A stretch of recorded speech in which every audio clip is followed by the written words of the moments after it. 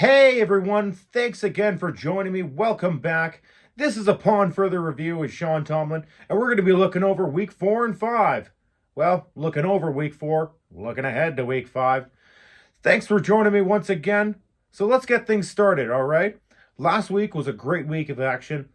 Lots of awesome things happened. Some kind of bad things happened. A couple players went out. We'll talk about that a little bit later on. But let's look back at all the action that happened in week 4. It started on Thursday night with the Seahawks taking on the Cardinals. The Seahawks barely got a win, 23-20. It was an exciting match. Marvin Harrison got his first touchdown of the season, and nothing really bad to say about that game. Both teams were very competitive, and it came right down to the wire. Then we had Sunday action starting with the Vikings and Steelers in Dublin, Ireland. The Vikings, like I said, we're going to lose this matchup to Aaron Rodgers. He's been looking great with his new team this year. Probably was just the Jets. Didn't help that the first year with the Jets that he went on with an Achilles injury, and he was probably still feeling the effects of that last year.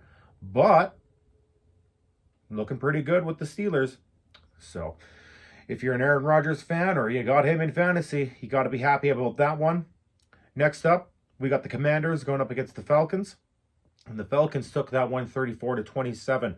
Now, this one was kind of up in the air. Marcus Mariota had a good game before. He was taking over for Jalen Daniels again. It's kind of trending in the way that Daniels might be able to play this weekend. He is practicing tomorrow, so keep an eye on that, especially if you have him in your fantasy lineup, or if you want to put him in your fantasy lineup, he's on your fantasy team. One of the two, or if you're just really excited to see Jalen Daniels play. Next up, we had the Titans going up against the Texans. The Texans destroyed the Titans 26-0.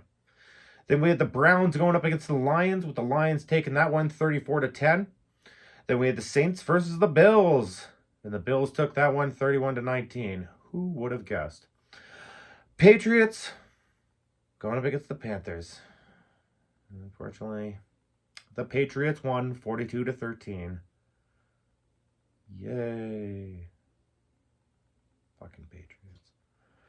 Anywho, next matchup, we had the Chargers and the Giants.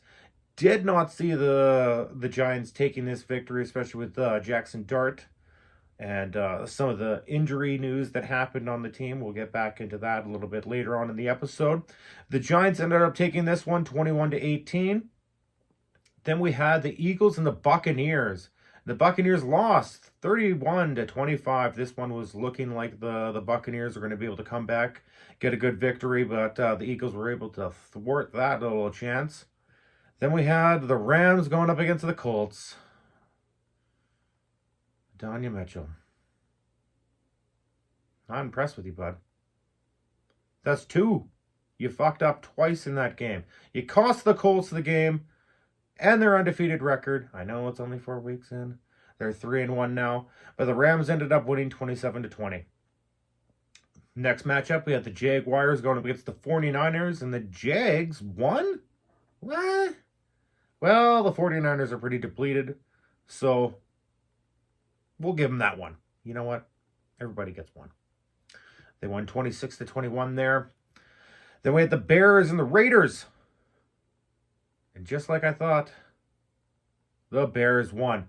This one was a super close matchup, 25-24. It was a good match. A lot of action happened in that one. GNT had an awesome day. Didn't see what we wanted to really see out of Caleb Williams in that offense, but they're making progress to being what they have all said they're going to be. Maybe Ben Johnson has actually gone to start doing what he's supposed to be doing. Then we had the Ravens versus the Chiefs. The Chiefs ended up winning that one 37-20. Go Chiefs. Didn't think they should have won that game. I think the Ravens should have had that one. They've been a little bit disappointing, but with Lamar Jackson going out in that game, of course, Chiefs just had a heyday. Then on our Sunday Night Football, we had an incredible matchup with the Packers going up against the Cowboys. Micah Parsons returned to Dallas, and it ended 40-40 in a tie in overtime. Whew, ties. Hopefully that's the only time we talk about ties this episode. Then we had Monday night. We had two matchups going on. We had the Dolphins going up against the Jets. They ended up winning that game 27-21. Some horrible news happened to their top wide receiver, which we'll get into later. Broncos and Bengals were the next game. They won 28-3. That one just really didn't surprise me whatsoever. So that was the wrap up of all the matchups that happened last week. Now let's look ahead and see what happens in week 5. Because tonight, it's the 49ers and the Rams. I'm going to be taking... Actually, you know what? Before I tell you who I'm going to be taking, let's go through the matchups. Then we're going to look at my picks from last week. We'll get there. We'll get there. Don't worry. Be patient. It's going to happen. So on Thursday Night Football, 49ers and Rams. Then our Sunday slate of action is going to be the Vikings versus the Browns. Raiders versus the Colts. Broncos versus the Eagles. Texans, Ravens. Dolphins, Panthers. Cowboys, Jets. Giants, Saints. Titans, Cardinals. Bucks, Seahawks. Lions, Bengals. Patriots, Bills. Commanders, Chargers. Oh, Patriots, Bills is the Sunday nighter. And Monday night, back to our good old just one football game on. Chiefs and Jaguars. All those matchups look to be pretty interesting. Now, like I said before, let's look back at what my picks were for last week. I didn't do very well. I was 8-7-1. Good tie, right? So all time I'm sitting at 20-12-1 on the season. So for my picks for this upcoming week, I have I'm going to have to go in the 49ers and Rams game. Probably the Rams in this one. Brock Purdy is going to be out, but the Rams have been looking pretty good with Matthew Stafford, so kind of hard to shy away from the Rams right now. They've been kind of a surprise, really good team this year. I didn't think they were going to be this good, but it still is early on, so time will tell. In our Sunday slate of action, we got the Vikings versus the Browns. I'm going to go probably the Vikings in this one. The Browns are going to be starting rookie quarterbacks, so you always got to go against those rookie quarterbacks. Sometimes they have flashes of greatness, but most of the time, they just shit the bed. Then we got the Raiders and Colts. Man, this is a tough one. I don't know who I'm going to pick. Oh, I know. The Colts. Come on now. And it's against the Raiders. It's a no-brainer there. Broncos, Eagles. I'm going to lean on the Eagles this week. Broncos have been looking good, but I think the Eagles are just a little bit better. Texans versus the Ravens. This one's hard. Texans had a really good game last week, but I just don't think they're on the same level as the Ravens. But there's a but. Lamar Jackson isn't going to be playing. So how much do you want to take that into a factor? I'm going to go with a lean for the Texans this week just because of that fact. Not saying that they don't have talent in their backup quarterback and they don't have one of the greatest running backs of all time. I just think the Texans are going to have a good week this week. They had a lot of momentum coming in after last week, so I'm going to take them. Next up, we got the Dolphins and the Panthers. I think the Panthers are going to take this one. A lot of things have happened with the Dolphins, and they just haven't looked great this year. Cowboys versus the Jets. Obviously, I think I got to go Cowboys on this one. Their offense has been looking the best it has in a few years. Their defense, now that's another story. Giants and Saints. This one is actually a really hard one to pick. Giants and Saints, I'm going to have to go Giants in this one. Just because I know they won last week, but they're probably going to get another one. Jackson Dart is a very all-right rookie quarterback. He's not great or anything like that. Haven't seen any flashes of brilliance from him yet, but I think he's going to have a good matchup. Titans and Cardinals. Lots been happening to the Cardinals in their backfield, so this one, even though they've had a lot of problems in the backfield, they haven't had a problem to the quarterback or wide receivers. Their defense is quite porous, but I'm going to go Cardinals in this one. Titans haven't been looking good, and I think they're just on a downward spiral, honestly. Then we got the Buccaneers versus the Seahawks. This one's going to be a close matchup, and I take the Buccaneers to win that one. Lions and Bengals. I got to go with the Lions on this one because the Bengals have been looking god-awful lately. Washington versus the Los Angeles Chargers. Commanders. I just don't see you guys winning this one, I think. The Chargers got this matchup. Patriots versus the Bills. Well, Bills. Enough said. And then we got the Chiefs and the Jaguars to finish off the week. And I'm going to go Chiefs because the Jaguars just look like hot garbage. So that rounds out the matchups for this upcoming week. We've gone through my picks. We've gone through the action that happened last week. Now, before we get into our top threes, I want to throw another shout out. I did last week for Cold Iron Gym. Just an awesome gym. If you need to go to a gym or you want to try out a gym, go to Cold Iron. It's a fucking great gym. But the other company I want to give a shout out to is Hardiker Concrete, an amazing company. If you need any concrete removal done, new patio put in, driveway, any just small home renovation concrete work that you need done around your house, Hardiker Concrete is the company to call. Driveways, patios, floors, and more. All right, let's get into our top threes.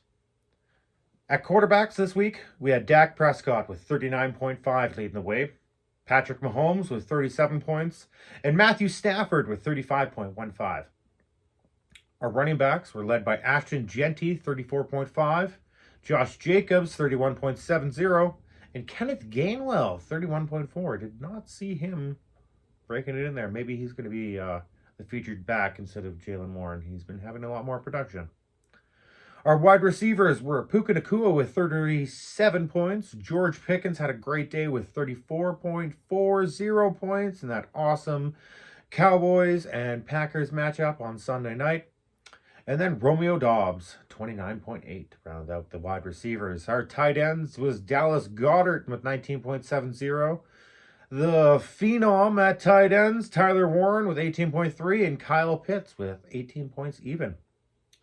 Our defenses were the Lions defense taking charge with 46.2, Jaguars 41.5, and the Seahawks with 39.3. Next up, we're going to look at my top lineup for you to start in your fantasy football if you have these players. Or maybe you just want to make a bet and you think that these guys are the guys that are going to make or break your weekend. Well, let's get into it. QB, I'm going with Dak Prescott. Our running backs are going to be Jahmyr Gibbs and Jonathan Taylor. Our wide receivers are going to be George Pickens and Chris Olave. Our tight end would be Juwan Johnson. Our flex would be Scalaboo. And the defense I'm going with this weekend again, or not again, is the Lions defense. I think they're going to have another awesome matchup. All right. So now it's time to look over some of the Clusterfuck 2 action that happened this past week, and we'll look ahead to Week 5's Clusterfuck action. In Week 4, we had a lot of good matchups going on. A lot of teams still trying to, make some gaps, but still early. It's only Week 4, 10-man team, 10-man league, so probably won't see any separation till about Week 6, 7, something in that area. First off, we had Hot Chub Time Machine, MLC, losing to the Mark Davis Bullcuts Simons team, Hot Chub Time Machine is my team. I lost 187 to 160.70. Past the Dutch, Dan's team went up against CD's Nuts. And they fucking tied. Thought I wasn't going to talk about any more ties. There it is. Fucking tie. 137.25 to 137.25. Craziness. Then we got Tyreek Bumney going up against Chase Ventura. And Tyreek Bumney was 126.20, winning over Chase Ventura Les's team, 99.80. That's Ty's team, I guess. His new name is Tyreek Bumney.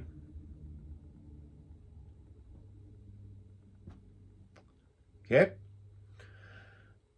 Oh, no, that's not Ty's team, actually. Who is Tyreek Bumney? I'm not 100% sure, honestly. Huh. Oh, I know who you are. You finally changed your name, Lawson. You threw me through a loop. You must have did that today. Because I swear you were still Andy Reid Anobleed yesterday. Or at least when I first started doing this.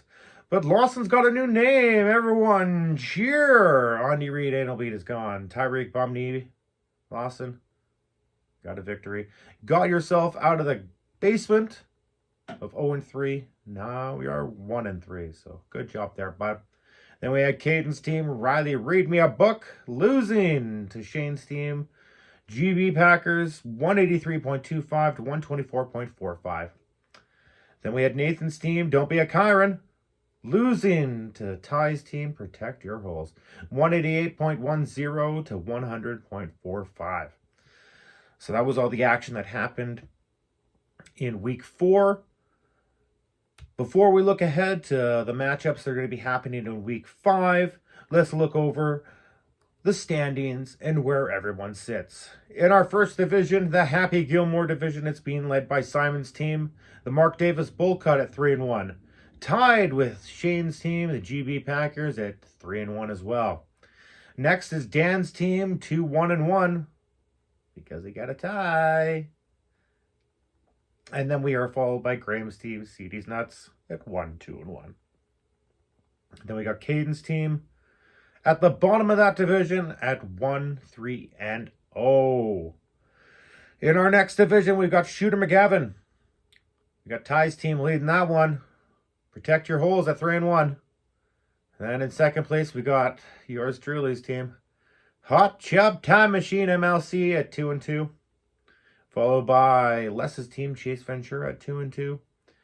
And then Lawson's new name, Tyreek Bumney.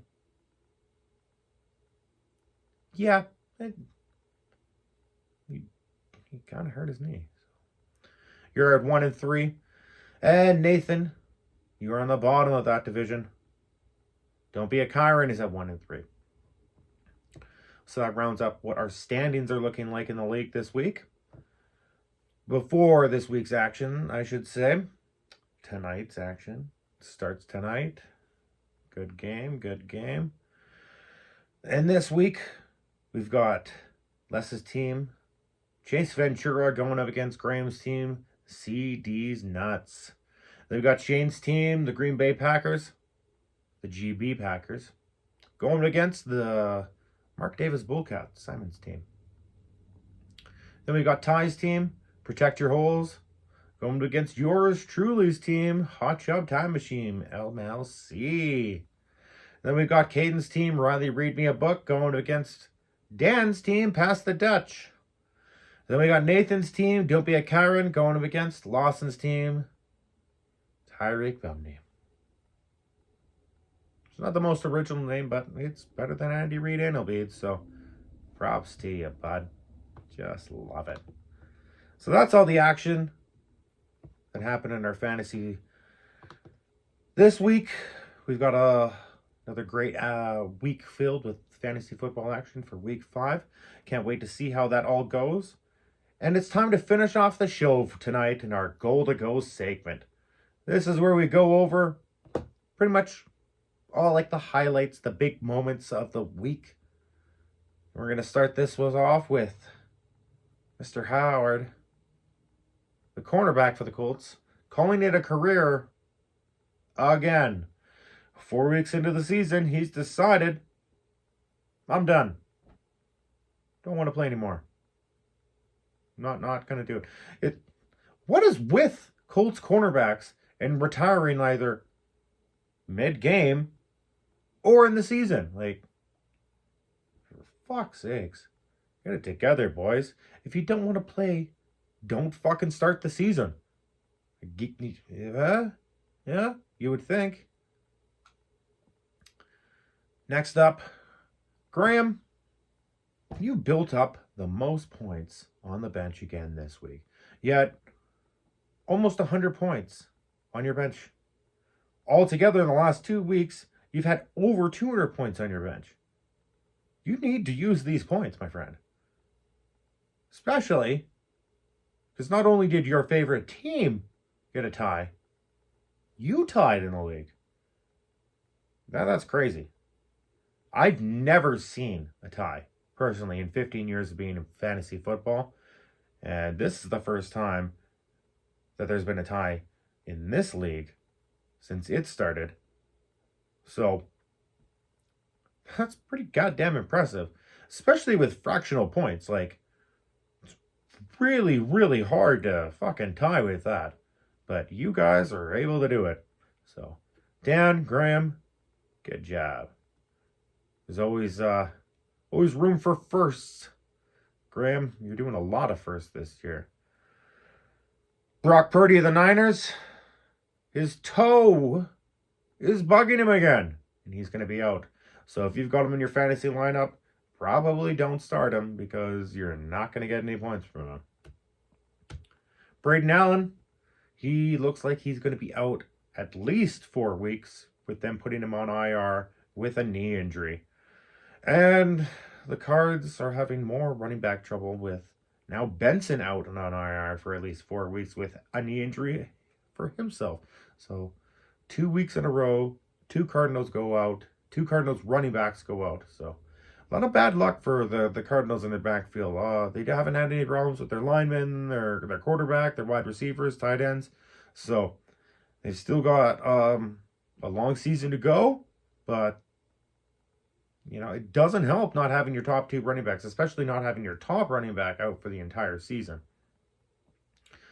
Joe Flacco's riding the pine again because they benched him in favor of Mr. Gabriel.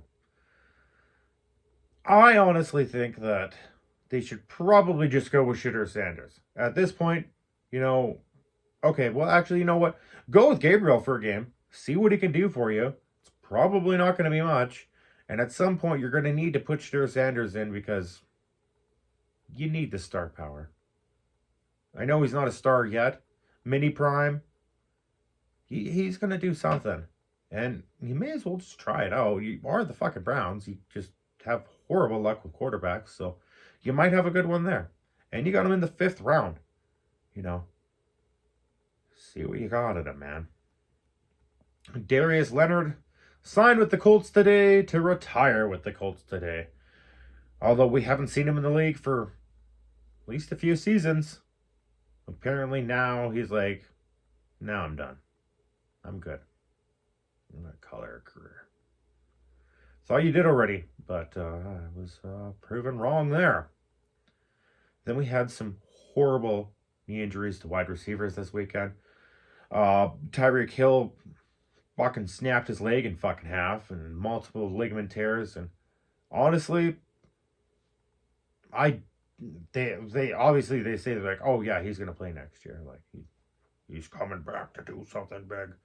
I don't see it. That's a pretty horrible knee injury, horrible leg injury. He's already stated before that he didn't want to play very long. He's already got a Super Bowl under his belt. He's got that Super Bowl title under his belt. So he doesn't really have much to play for. And I see him just riding out the rehab with some of the best doctors in the world and making $50 million next year and not playing a fucking snap. Because all he has to do is come back at some point, practice 3 times, and then he gets another, I think it's like $6 million or something like that. So you will see him practice. You will hear the hype. Oh, he's going to play. I just don't see it. But hopefully I'm wrong. Hopefully I'm wrong. Another injury was Malik Neighbors going out at the beginning of the second quarter with also a scary ACL injury. So he's going to be done for the year. Obviously a hit to the Giants offense and a hit to a lot of people's fantasy teams. So not that he's been doing great or above average or anything like that, but it is a hit nonetheless. And a lot of people are just like, is it the turf's fault? Do they need to go back to natural grass? Was he right? Was he wrong? I don't know. It could be. You know, this new turf isn't great. It's very slippery, tough to get traction. It could be the turf's fault. Obviously, I would love to see them go back to natural grass, but I just don't see that happening. All right, everyone. Well, that's it for the show tonight. Thanks for joining me once again. If you enjoyed what you saw, throw the video a like, leave a comment. I'll possibly get to it. We haven't seen a comment in a little bit. We had our first comment 2 weeks ago. That was pretty nice. Maybe somebody else leave a comment. I can talk about it on the show. But also, to get this video out to more people, hit that share button as well. And if you need a little bit more UFR action, tune in to @upon.furtherreview on Instagram, where I'll be putting up UFR reports as soon as I get the information, letting you know everything you need to know. When you need to know it, when I need to know it. It was fun. We'll share it together. We'll have a good time. All right, everyone. Well, thanks for joining me again. See you next week. Have a happy Thursday. Enjoy Thursday Night Football. And join me once again where I'm going to break down everything you need to know.